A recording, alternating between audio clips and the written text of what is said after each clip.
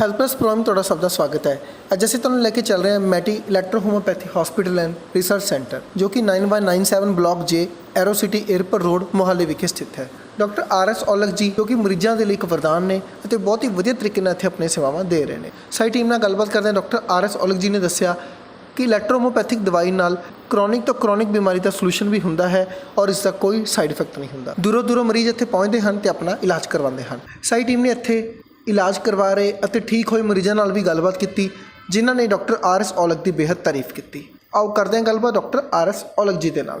ਦਰਸ਼ਕੋ, Punjab plus channel ਤੇ ਤੁਹਾਡਾ ਸਵਾਗਤ ਹੈ। ਅੱਜ ਅਸੀਂ ਆਏ ਹਾਂ ਡਾਕਟਰ ਰਾਜ ਇਲੈਕਟ੍ਰੋ ਹੋਮੋਪੈਥੀ ਕਲੀਨਿਕ, ਜਿਨ੍ਹਾਂ ਨੇ ਹੁਣ ਮੈਟੀ ਦੇ ਨਾਮ ਦੇ ਉੱਪਰ ਜਿਹੜਾ ਹੈਗਾ ਇੱਕ ਨਵਾਂ ਆਪਣਾ ਕਲੀਨਿਕ ਇੱਥੇ ਜ਼ੀਰਕਪੁਰ ਦੇ ਵਿੱਚ VIP ਰੋਡ ਦੇ ਉੱਪਰ 에ਅਰਪੋਰਟ ਰੋਡ ਦੇ ਉੱਪਰ ਜਿਹੜਾ ਹੈਗਾ ਇਹ ਸਥਿਤ ਹੈਗਾ। ਔਰ ਡਾਕਟਰ ਸਾਹਿਬ ਨਾਲ ਗੱਲ ਕਰ ਰਹੇ ਹਾਂ ਜਿਨ੍ਹਾਂ ਦਾ ਬਹੁਤ ਲੰਬਾ ਤਜਰਬਾ ਇਲੈਕਟ੍ਰੋ ਹੋਮੋਪੈਥੀ ਦੇ ਵਿੱਚ, ਔਰ ਇਹਨਾਂ ਨੇ ਬਹੁਤ ਸਾਰੇ ਡਾਕਟਰਸ ਨੂੰ ਗਾਈਡ ਕਰਕੇ ਉਹਨਾਂ ਤੋਂ ਵੀ ਇਹ ਸੇਵਾਵਾਂ ਜਿਹੜੀਆਂ ਪੰਜਾਬ, ਹਰਿਆਣਾ, ਹਿਮਾਚਲ ਦਵਾ ਰਹੇ ਨੇ। ਡਾਕਟਰ ਸਾਹਿਬ, ਸਵਾਗਤ ਹੈ ਤੁਹਾਡਾ ਸਾਡੇ ਸਪੈਸ਼ਲ ਸ਼ੋਅ 'ਚ। ਸਤਿ ਸ਼੍ਰੀ ਅਕਾਲ ਜੀ ਮੇਰਾ ਸਾਰਿਆਂ ਨੂੰ, ਤੁਹਾਡਾ ਅੱਜ ਇੱਥੇ ਆਉਣ 'ਤੇ ਮੈਂ ਧੰਨਵਾਦ ਕਰਦਾ ਜੀ।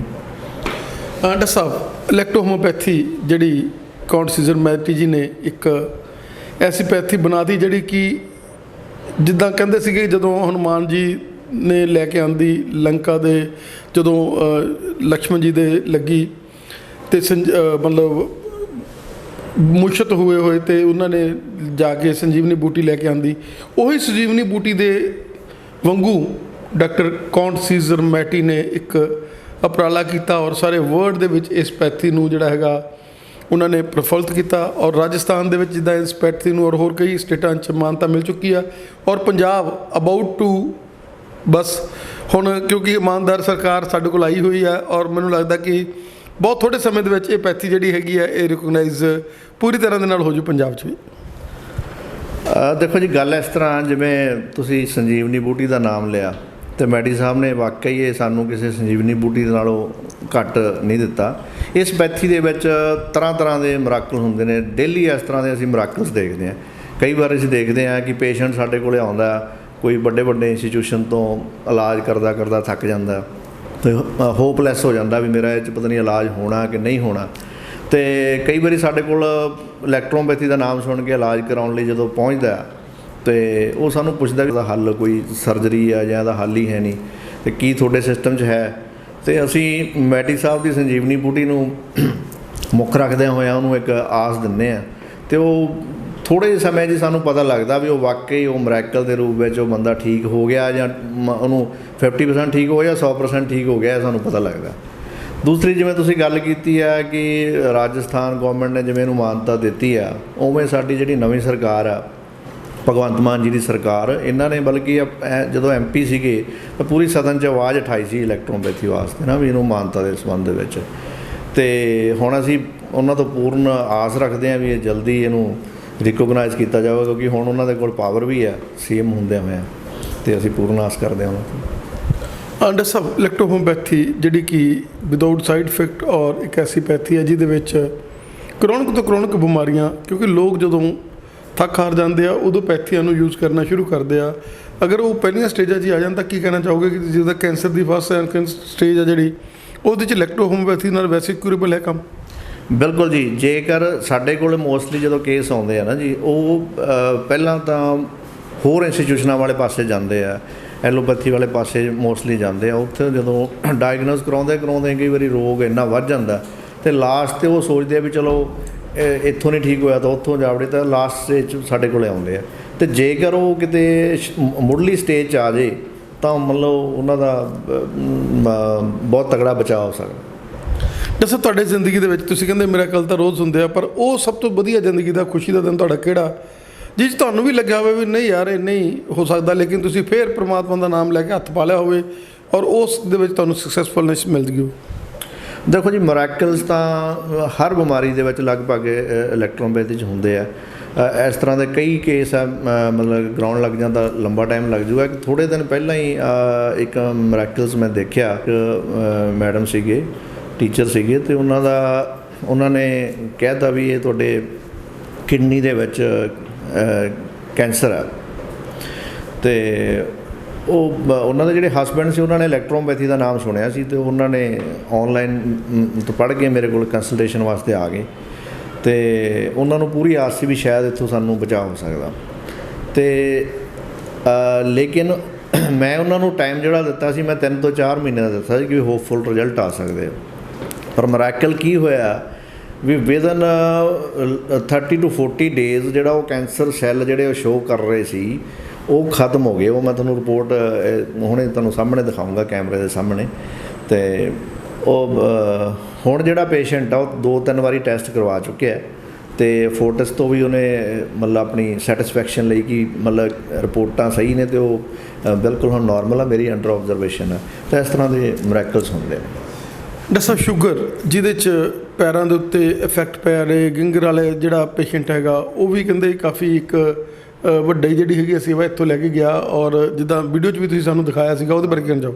ਹਾਂ, ਉਹ ਇਸ ਤਰ੍ਹਾਂ ਸੀ ਜੀ ਪੇਸ਼ੈਂਟ, ਉਹ ਜਿਵੇਂ ਉਹਦਾ ਹੋਰ ਜਗ੍ਹਾ 'ਤੇ ਉਹ ਇਲਾਜ ਚੱਲ ਰਿਹਾ ਸੀ। ਉਹਦਾ ਪੇਸ਼ੈਂਟ ਕੀ ਸੀਗੀ ਵੀ ਉਹਨੂੰ ਸਰਾਈਸਿਸ ਸੀਗੀ, ਸਰਾਈਸਿਸ ਦੇ ਨਾਲ ਉਹ ਡਾਇਬਟਿਕ ਪੇਸ਼ੈਂਟ ਸੀ, ਅਤੇ ਉਹਦੀ ਜਿਹੜੀ ਸ਼ੂਗਰ ਸੀ ਨਾ 450-500 ਮਤਲਬ ਇੱਥੋਂ ਤੱਕ ਵਧੀ ਹੋਈ ਸੀ, ਔਰ ਬੈੱਡ ਰਿਡਨ ਸੀਗਾ। ਮਤਲਬ ਜਿਹੜਾ ਪੇਸ਼ੈਂਟ ਸੀ ਉਹ ਮੰਜੇ 'ਤੇ ਪਿਆ ਹੋਇਆ ਸੀ, ਨੇ ਜਿਉਣ ਦੀ ਆਸ ਛੱਡਤੀ ਸੀ। ਅਤੇ ਉਹ ਜਦੋਂ ਬਾਈ ਚਾਂਸ ਮੇਰੇ ਕੋਲ ਆਏ ਅਤੇ ਮੈਂ ਹਾਲਤ ਦੇਖੀ, ਹਾਲਤ ਤਾਂ ਨਾ ਦੇਖਣ ਵਾਲੀ ਹੋਈ ਸੀਗੀ।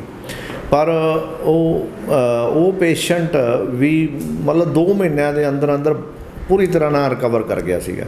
ਉਹਦੇ ਮੈਂ ਤੁਹਾਨੂੰ ਉਹ ਬੰਦਾ ਖੁਸ਼ ਹੋ ਕੇ ਇੱਕ ਵੀਡੀਓ ਬਣਾ ਗਿਆ ਕਿ ਮੇਰਾ ਮੈਸੇਜ ਲੋਕਾਂ ਤੱਕ ਪਹੁੰਚਾਓ। ਡਾਕਟਰ ਸਾਹਿਬ, ਐਲਰਜੀ ਜਿਹਦੀ ਇੱਕ ਬਹੁਤ ਵੱਡੀ ਜਿਹੜੀ ਮਾਰਕੀਟ ਬਣੀ ਹੋਈ ਹੈ, ਔਰ ਐਲਰਜੀ ਦੇ ਨਾਮ ਦੇ ਉੱਪਰ ਲੱਖਾਂ ਰੁਪਏ ਜਿਹੜੇ ਹੈਗੇ ਲੋਕਾਂ ਦੇ ਲੱਗ ਰਹੇ ਨੇ, ਔਰ ਤੁਹਾਡੇ ਕੋਲ ਜਿਹੜਾ ਐਲਰਜੀ ਹੈ ਤੁਸੀਂ ਬੜੇ ਲਾਈਟਲੀ ਤਾਂ ਨਹੀਂ ਚਲੋ ਆਪਾਂ ਕਹਿ ਸਕਦੇ, ਲੇਕਿਨ ਐਲਰਜੀ ਵਾਲੇ ਬਹੁਤ ਸਾਰੇ ਪੇਸ਼ੈਂਟ ਜਿਹੜੇ ਹੈਗੇ ਬਹੁਤ ਈਜ਼ੀਲੀ ਤਰੀਕੇ ਨਾਲ ਸਹੀ ਕੀਤੇ ਤੁਸੀਂ। ਬਿਲਕੁਲ ਜੀ, ਹਰ ਤਰ੍ਹਾਂ ਦੀ ਐਲਰਜੀ, ਜਿਵੇਂ ਕੋਈ ਸਕਿਨ ਐਲਰਜੀ ਹੈ ਜਾਂ ਅਸਥਮਾ, ਅਸਥਮਾ ਇਹ ਵੀ ਇੱਕ ਕਾਈਂਡ ਆਫ ਐਲਰਜੀ ਹੈ, ਔਰ ਜਾਂ ਜਿਵੇਂ ਤੁਸੀਂ ਦੇਖਿਆ ਹੋਣਾ ਕਿ ਸੁਣਿਆ ਹੋਣਾ ਵੀ ਵੀਟ ਐਲਰਜੀ, ਤਾਂ ਇਲੈਕਟ੍ਰੋਹੋਮਪੈਥੀ ਜਾਂ ਖਾਸ ਕਰਕੇ ਬਹੁਤ ਸਾਰੇ ਕੇਸ ਹੈ ਜਿਹੜੇ ਐਲਰਜੀ ਦੇ ਬੜੀ ਈਜ਼ੀਲੀ 3 ਤੋਂ 6 ਮਹੀਨੇ ਦੇ ਅੰਦਰ ਠੀਕ ਹੋ ਜਾਂਦੇ ਨੇ। ਡਾਕਟਰ ਸਾਹਿਬ, PCOD ਦੀ ਗੱਲ ਕਰ ਲਈਏ, ਆਪਾਂ ਇਨਫਰਟਿਲਿਟੀ ਦੀ ਗੱਲ ਕਰ ਲਈਏ, ਤਾਂ ਲੇਡੀਜ਼ ਦਾ ਵੀ ਜਿਹੜਾ ਹੈਗਾ ਕਾਫੀ ਵੱਡਾ ਸੈਕਸ਼ਨ ਜਿਹੜਾ ਹੈਗਾ ਸਕਿਨ ਦੀਆਂ ਬਿਮਾਰੀਆਂ, ਤੁਸੀਂ ਪਹਿਲਾਂ ਕਿਹਾ ਵੀ ਸਕਿਨ ਦੀਆਂ ਬਿਮਾਰੀਆਂ, ਥਾਇਰਾਇਡ ਹੋ ਗਿਆ ਲੇਡੀਜ਼ ਨੂੰ ਜਿਹੜਾ ਬਹੁਤ ਜ਼ਿਆਦਾ ਹੁੰਦਾ, ਇਹਨਾਂ ਸਾਰੀਆਂ ਬਿਮਾਰੀਆਂ ਦਾ ਵੀ ਕਾਰਗਰ ਇਲਾਜ ਹੈਗਾ ਇਲੈਕਟ੍ਰੋਪੈਥੀ 'ਚ। ਬਿਲਕੁਲ ਜੀ, ਅੱਜ ਕੱਲ੍ਹ ਜਿਹੜੀ PCOD ਦੀ ਸਮੱਸਿਆ ਆਮ ਹੋ ਗਈ ਹੈ, ਇੱਥੋਂ ਤੱਕ ਕਿ ਛੋਟੀਆਂ ਬੱਚੀਆਂ ਦੇ ਵਿੱਚ ਵੀ ਮਤਲਬ ਜਿਹੜੀ ਇਹ ਆਮ ਦੇਖਣ ਨੂੰ ਮਿਲ ਰਹੀ ਹੈ ਇਹਨਾਂ ਦਿਨਾਂ 'ਚ। ਅਤੇ PCOD ਦੇ ਦਾ ਜਿਹੜਾ ਇਲਾਜ ਆ ਇਲੈਕਟ੍ਰੋਪੈਥੀ 'ਚ ਬਹੁਤ ਵਧੀਆ ਢੰਗ ਨਾਲ ਹੋ ਜਾਂਦਾ, ਮਤਲਬ ਕੁਛ ਮਹੀਨਿਆਂ ਦੇ ਵਿੱਚ ਹੀ ਪੇਸ਼ੈਂਟ ਦੀ ਰਿਕਵਰੀ ਹੋ ਜਾਂਦੀ ਹੈ। ਅਤੇ ਕਈ ਇਸ ਤਰ੍ਹਾਂ ਦੇ ਵੀ ਪੇਸ਼ੈਂਟ ਆਉਂਦੇ ਆ ਜਿਨ੍ਹਾਂ ਨੂੰ ਪ੍ਰੈਗਨੈਂਸੀ ਜਾਂ ਕਨਸੀਵ ਨਹੀਂ ਕਰ ਪਾਉਂਦੇ, ਤਾਂ ਉਹਨਾਂ ਕੇਸਾਂ 'ਚ ਵੀ ਇਲੈਕਟ੍ਰੋਪੈਥੀ ਬਹੁਤ ਮਦਦ ਕਰਦੀ ਹੈ। ਡਾਕਟਰ ਸਾਹਿਬ, ਜਿਸ ਤਰੀਕੇ ਨਾਲ ਤੁਸੀਂ ਇਹ ਨਵਾਂ ਹਸਪੀਟਲ ਬਣਾਇਆ ਔਰ ਆਉਣ ਵਾਲੇ ਸਮੇਂ ਦੇ ਵਿੱਚ ਇੱਥੇ ਕੋਚਿੰਗ ਕਲਾਸਾਂ ਵੀ ਤੁਸੀਂ ਦੇ ਰਹੇ ਹੋ, ਕੀ ਕਹਿਣਾ ਚਾਹੋਗੇ? ਹਾਂਜੀ, ਮੇਰਾ ਏਮ ਹੈ ਜੀ ਵੀ ਜਿਹੜੀ ਇਲੈਕਟ੍ਰੋਪੈਥੀ ਜਿਹੜੀ ਸਾਇੰਸ ਹੈ, ਇਹ ਤੁਹਾਨੂੰ ਪਤਾ ਹੀ ਹੈ ਵੀ ਇਹ ਬਹੁਤ ਵੰਡਰਫੁਲ ਸਾਇੰਸ ਆ, ਔਰ ਲੋਕਾਂ ਦੀ ਸੇਵਾ ਕਰਨ ਦਾ ਮੌਕਾ ਮਿਲਦਾ ਇੱਕ ਡਾਕਟਰ ਨੂੰ, ਕਿਉਂਕਿ ਪਤਾ ਹੀ ਨਹੀਂ ਇਹਨੇ ਕਿਹੜੇ ਢੰਗ ਨਾਲ ਇਲਾਜ ਕਰ ਦੇਣਾ ਜਾਂ ਕਿਵੇਂ ਠੀਕ ਹੋ ਜਾਣਾ। ਅਤੇ ਅਸੀਂ ਚਾਹੁੰਦੇ ਹਾਂ ਵੀ ਇਹ ਦੂਰ ਦੂਰ ਤੱਕ ਇਹ ਸਾਇੰਸ ਫੈਲੇ, ਇਸ ਕਰਕੇ ਅਸੀਂ ਇੱਥੇ ਦੀ ਜਿਹੜੀਆਂ ਕਲਾਸਿਸ ਦਾ ਅਰੇਂਜਮੈਂਟ ਕਰ ਲਿਆ ਅਤੇ ਜਲਦੀ ਇੱਥੇ ਬੈਚ ਸਟਾਰਟ ਕੀਤੇ ਜਾਣਗੇ। ਡਾਕਟਰ ਸਾਹਿਬ, ਕੀ ਤੁਹਾਡਾ ਮੈਸੇਜ ਰਹੂਗਾ ਸਾਡੇ ਦੇਖਣ ਵਾਲੇ ਦਰਸ਼ਕਾਂ ਨੂੰ? ਇਹੀ ਮੈਸੇਜ ਹੈ ਜੀ ਕਿ ਜਿਹੜੀ ਇਲੈਕਟ੍ਰੋਪੈਥੀ ਹੈ ਪਿਓਰ ਵੈਜੀਟੇਰੀਅਨ ਸਿਸਟਮ ਹੈ। ਇਹਦੇ ਵਿੱਚ ਸਿਰਫ ਦਵਾਈਆਂ ਤੁਹਾਨੂੰ ਓਨਲੀ ਹਰਬਸ ਤੋਂ ਬਣਦੀਆਂ, ਇਹਦੇ ਵਿੱਚ ਕੋਈ ਮਿਨਰਲਸ, ਕੈਮੀਕਲ ਜਾਂ ਪੋਇਜ਼ਨ ਕੁਛ ਨਹੀਂ ਯੂਜ਼ ਕੀਤਾ ਜਾਂਦਾ, ਕੋਈ ਇਹਦਾ ਸਾਈਡ ਇਫੈਕਟ ਨਹੀਂ ਹੈ। ਇਸ ਕਰਕੇ ਔਰ ਜਿਹੜਾ ਇਹਦਾ ਇਲਾਜ ਵੀ ਜਲਦੀ ਹੋ ਜਾਂਦਾ, ਔਰ ਇਸ ਕਰਕੇ ਮੈਂ ਇਹ ਕਹੂੰਗਾ ਵੀ ਜੇ ਕੋਈ ਤੁਸੀਂ ਕਿਸੇ ਬਿਮਾਰੀ ਤੋਂ ਗ੍ਰਸਤ ਹੋ ਕਿਸੇ ਤਰ੍ਹਾਂ ਦੇ ਵੀ, ਤਾਂ ਉਹ ਤੁਸੀਂ ਇਲੈਕਟ੍ਰੋਪੈਥੀ ਬਣਾਓ ਅਤੇ ਆਪਣੀਆਂ ਬਿਮਾਰੀਆਂ ਤੋਂ ਛੁਟਕਾਰਾ ਪਾਓ। मैं चंडीगढ़ पंजाब का रहने वाला हूँ। सर, आपने यहाँ पे किस चीज़ का ट्रीटमेंट लिया है? मैं यहाँ पर डॉक्टर साहब के पास आया था, पहला अपनी बीमारी हुई थी सोराइसिस के लिए मैं आया था। बाद में फिर आस्ते आस्ते मुझे शुगर हो गया, मुझे मालूम नहीं पड़ा। जब डॉक्टर साहब ने मेरा शुगर का टेस्ट करवाया तब मुझे मालूम पड़ा कि मेरे को शुगर 501 हो चुका है, और उसका मेरे पास सारा कुछ है ऑन रिकॉर्ड कि मुझे इतना शुगर हो चुका था। फुल सेटिस्फाइड हूँ, बहुत अच्छी चीज़ है। मैं सबको संदेश देना चाहता हूँ कि डॉक्टर साहब से आके मिलो, सारी बीमारियों का इलाज है इनके पास, मैं भी कराया हूँ, मेरी वाइफ ने भी किया है, हम दोनों को बहुत फायदा हुआ है इससे। आप इलेक्ट्रोहोम्योपैथिक मेडिसिन के बारे में लोगों को क्या संदेश देना चाहते हैं? जब मैं डॉक्टर साहब के पास आया था मेरी ऐसी हालत थी और आज मैं आपके सामने कैसा हूँ आपको देख रहे हो। ਬਾਈ ਜੀ ਸਤਿ ਸ੍ਰੀ ਅਕਾਲ, ਮੇਰਾ ਨਾਮ ਬਹਾਦਰ ਸਿੰਘ। ਬਾਈ ਜੀ ਮੈਨੂੰ ਪੇਟ ਗੈਸ ਤੇ ਤੇਜ਼ਾਬ ਦੀ ਪ੍ਰੋਬਲਮ ਸੀਗੀ ਬਹੁਤ ਜ਼ਿਆਦਾ। ਮੈਂ ਕਾਫੀ ਜਗ੍ਹਾ ਤੋਂ ਦਵਾਈ ਖਾ ਚੁੱਕਿਆ ਸੀਗਾ ਤੇ ਮੈਨੂੰ ਕਿਸੇ ਤੋਂ ਡਾਕਟਰ ਸਾਹਿਬ ਦਾ ਨੰਬਰ ਮਿਲਿਆ ਤੇ ਮੈਂ ਇਹਨਾਂ ਦੇ ਨਾਲ ਕੰਟੈਕਟ ਕੀਤਾ। ਜਦੋਂ ਇਹ ਦਵਾਈ ਮੈਂ ਯੂਜ਼ ਕੀਤੀ ਹੈ ਇਲੈਕਟ੍ਰੋਹੋਮੋਪੈਥੀ, ਇੰਨੀ ਵਧੀਆ ਤੇ ਇੰਨੀ ਕਾਰਗਰ ਸਾਬਿਤ ਹੋਈ ਹੈ ਕਿ ਮੈਨੂੰ ਕੁਝ ਹੀ ਦਿਨਾਂ ਵਿੱਚ 15-20 ਦਿਨਾਂ ਵਿੱਚ ਹੀ ਪੇਟ ਗੈਸ ਤੇ ਤੇਜ਼ਾਬ ਤੋਂ ਰਾਹਤ ਮਿਲੀ ਸੀ ਤੇ ਮੈਂ ਲਗਾਤਾਰ ਇਹ 3 ਮਹੀਨੇ ਦਵਾਈ ਖਾਈ ਹੈ। ਬਹੁਤ ਹੀ ਵਧੀਆ ਰਿਜ਼ਲਟ ਨੇ ਤੇ ਮੈਂ ਆਪਣੇ ਵੀਰਾਂ ਨੂੰ ਕਹਿਣਾ ਚਾਹੁੰਦਾ ਜਿਸ ਨੂੰ ਵੀ ਇਹ ਕੋਈ ਇੱਦਾਂ ਦੀ ਬਿਮਾਰੀ ਹੈ ਇਲੈਕਟ੍ਰੋਹੋਮੋਪੈਥੀ ਦਵਾਈ ਯੂਜ਼ ਕਰੋ, ਜਿਹਦੇ ਨਾਲ ਬਹੁਤ ਹੀ ਜ਼ਿਆਦਾ ਵਧੀਆ ਰਿਜ਼ਲਟ ਮਿਲਦੇ ਨੇ। ਧੰਨਵਾਦ। मेरा नाम विजय शर्मा है। मैं डॉक्टर साहब से ऑलमोस्ट पिछले 1 साल से कंसल्ट कर रहा हूँ फॉर वेरियस प्रॉब्लम्स।